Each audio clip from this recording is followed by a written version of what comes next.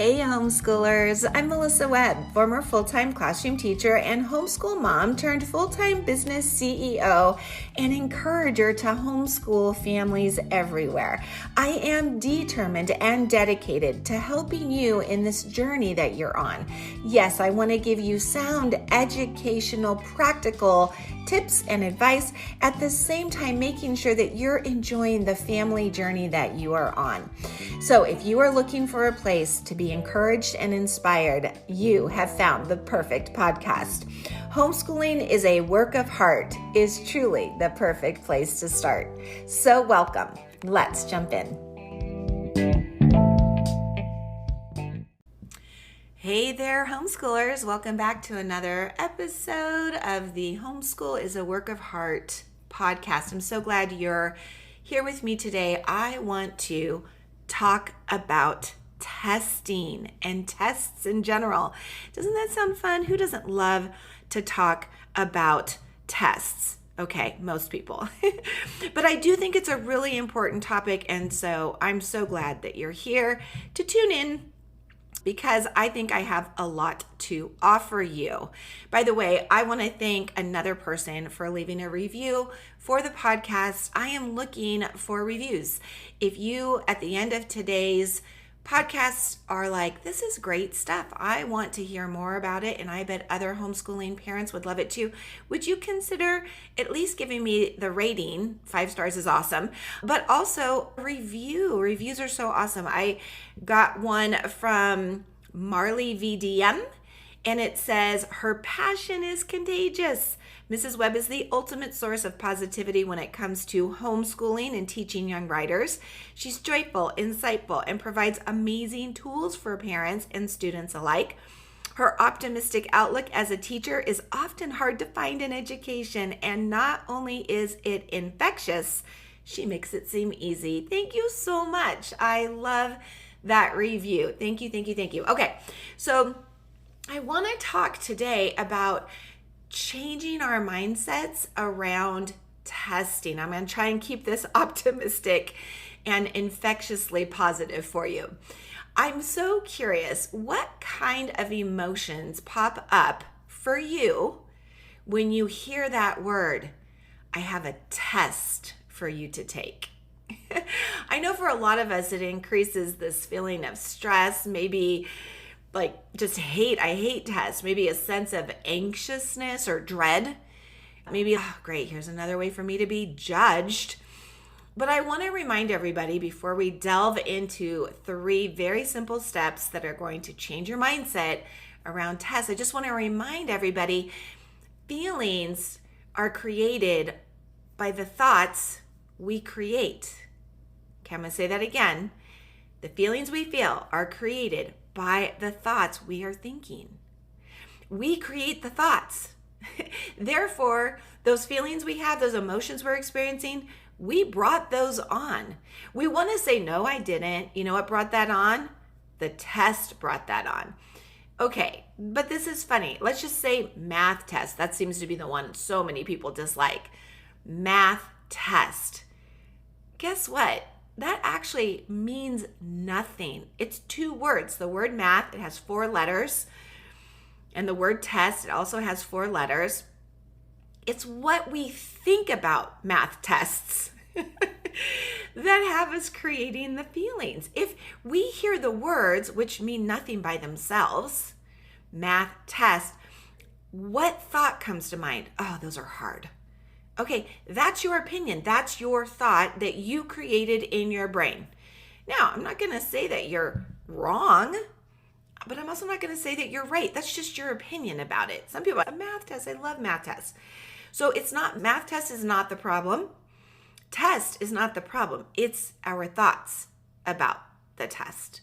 Okay, so if we know that our thoughts can create feelings that then send shivers down our spine or make any test taker break out into a cold sweat, we have to think about, what if we could change that? And I'm here to tell you we can, 100%. That's a belief I have. And I'm going to tell you in 3 steps how to do that. Are you ready? Here we go. Let's just jump right in. Step 1, I want you to start thinking and believing that tests are tools. They're just a tool. And they're a tool for the educator. They're a tool for the educator who can use them to assess progress, redirect some instruction, and even ensure that our children are getting the best education possible. I'm going to give you a little history lesson here. I want us to go back about 150 years or so. At that time, teachers gave oral assessments. And the reason why they would give oral assessments was to make sure that their students were learning what it was they'd just been taught. And so they would ask, what do you remember about this math lesson or this history lesson or this science concept? And once the teacher saw, great, you've mastered it, they would move on. Now, if there wasn't mastery, they'd go back and they'd reteach. Now, tests back then, especially the oral ones, were not seen as the enemy, but they are today. In fact, like if you think about how these all started, they went about 150 years ago to actual test taking where students would then write out their answers. But again, it actually had this origin of being this like noble thing. It was like, we want to pursue excellent knowledge and understanding. We don't want our children to move on to a new concept if they haven't mastered this one first. There was this true desire on the teacher's part, like we're not leaving a child behind. But this was also a time where education was more of a privilege. Not everybody was educated. A lot of times it was reserved for the elite. And these tests were used to determine this child's aptitude, their strengths, and make any weaknesses stronger. They were just a guide. They were a guide to instruction. They were intended to tailor any kind of learning that a child needed to the need of that individual child. Very different than what we see today, yes? Seriously, let's fast forward to 2024. And I will tell you that it seems to me like tests are, I don't know, like a lightning rod for controversy. Right? They really spark some feelings in people. And we hear these terrible stories of children like crumbling under the weight of the pressure of these standardized assessments.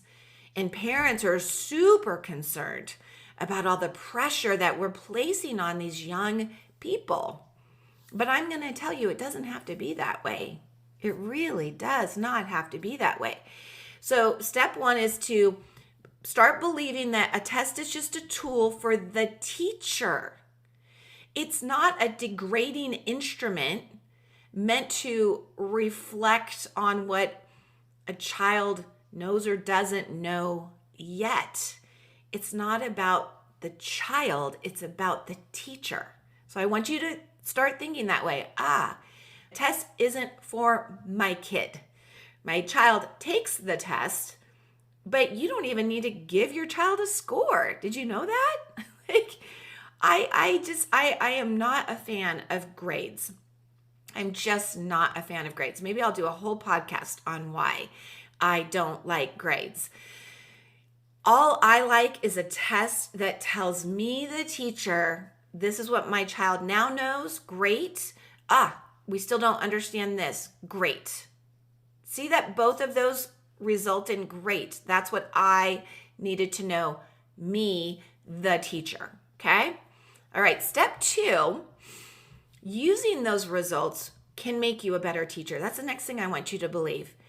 Test results can help you. Test results can help you. Okay, so as homeschooling parents, this is really an important piece that we shift our mindset when it comes to testing. We know it's a tool and we see it as a test result is not about my child, it's about me. Because at the end of the day, don't we all want to be successful teachers? And don't we want to give our children the skills they need to succeed in life? If they're not mastering it, not shame on them, shame on us.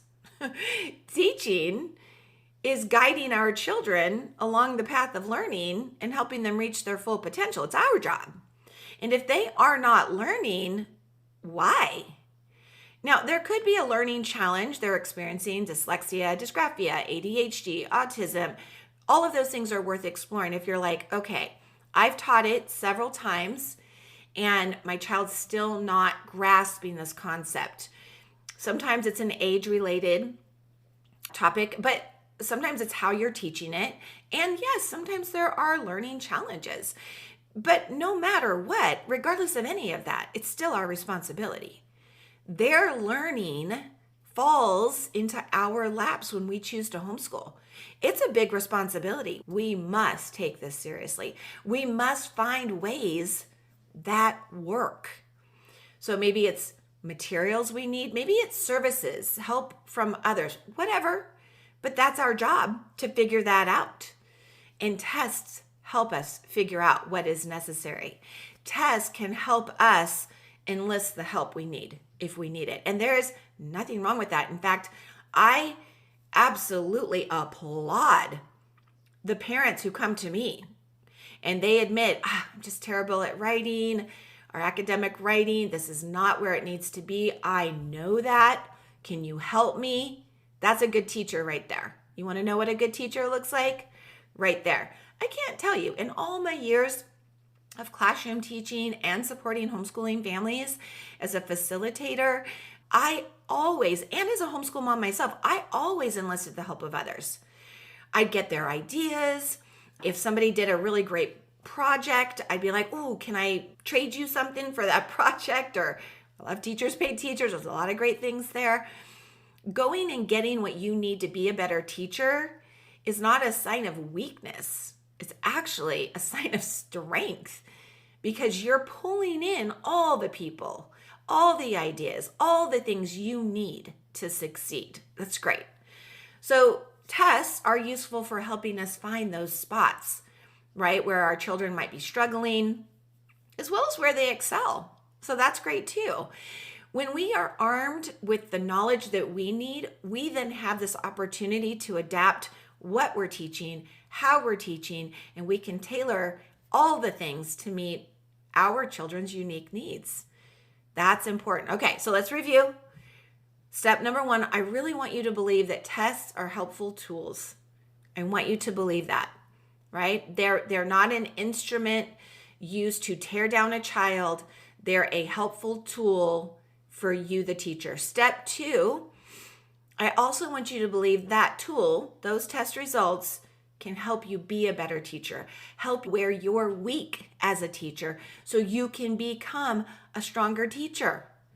Step 3, I also want you to believe that tests, especially tests over time, are a fabulous way to measure your progress as a homeschooler. They're really valuable. Now, this is true. Tests can serve as reliable, objective evaluations of our progress over time. And when I was homeschooling our youngest son, we would every spring take our school's CASP test.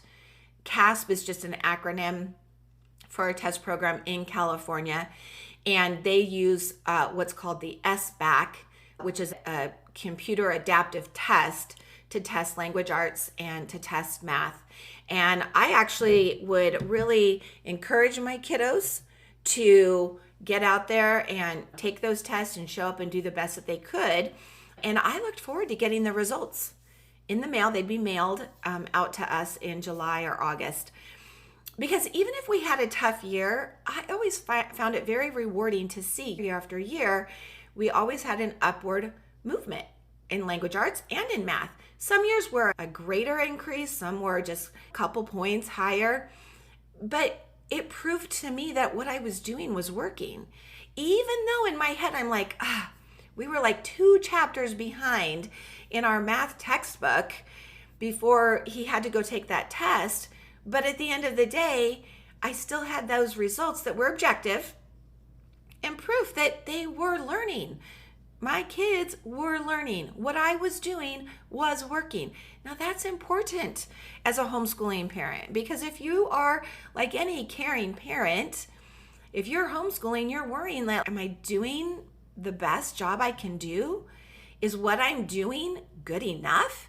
I'm going to tell you, passing scores become really valuable data that we are doing things that are working. So I want you to just consider this thought that tests can actually alleviate your worry and concern.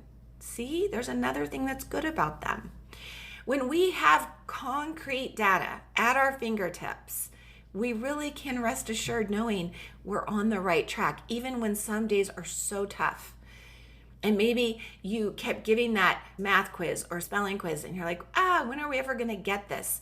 Eventually, you keep track of that. You're going to see the progress, and that feels so good for all of us. All right. So what do you think? Did this conversation help you today? I really hope so. I want to ask you, are you going to, one, believe tests can be helpful tools for you, the teacher?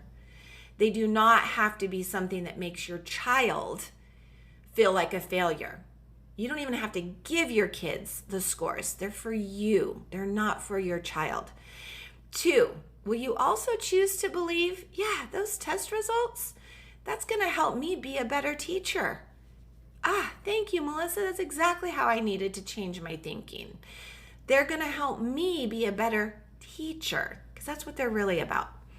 And three, will you also allow tests over time to remind you and solidify the fact that you are doing a good job and you are helping your child grow and learn? I really want you to believe these three things. A reminder, those feelings of yours, they are created by whatever beliefs you're letting roll around in your head. Stop giving your child a test, watching your child struggle, maybe even fail, and think that's about your child. Let's make it about us and find ways to get our children to where they need to go. I want you to choose beliefs that will empower you and make you the better teacher. And for you to say, honey, I see that you didn't get a great grade on this quiz, so we're going to go over it again because, sweetheart, that falls on me. I need to find a better way to teach this. Can you imagine how that's not only going to make you a more responsible, better teacher, but it's also going to make life better for your kiddo? Who doesn't want that? Imagine the relief when a child says, wait, it's not about me, Mom. No, honey, it's not. I'm the teacher. Let's do fewer problems. We're going to do fewer problems, and I'm just going to make sure that you've got this mastered, and we're going to just keep working on this together. That's what we're going to do. Okay. Now, before we sign off, I do want to ask, how recently have you tested your child's writing skills? Because I have a great program. I have a great writing program that will first teach your child how to be a better writer, but also evaluate your child's progress. We don't call them tests, but we do evaluate every essay that comes through. And it's in a very helpful and encouraging way. So I just want to encourage you, come check us out. You can find us at writeonweb.com. That's WriteOnWeb, just like my last name, .com. I would love to help you feel more successful in the area of writing. And I know I can do it. I know I can do it. Right on.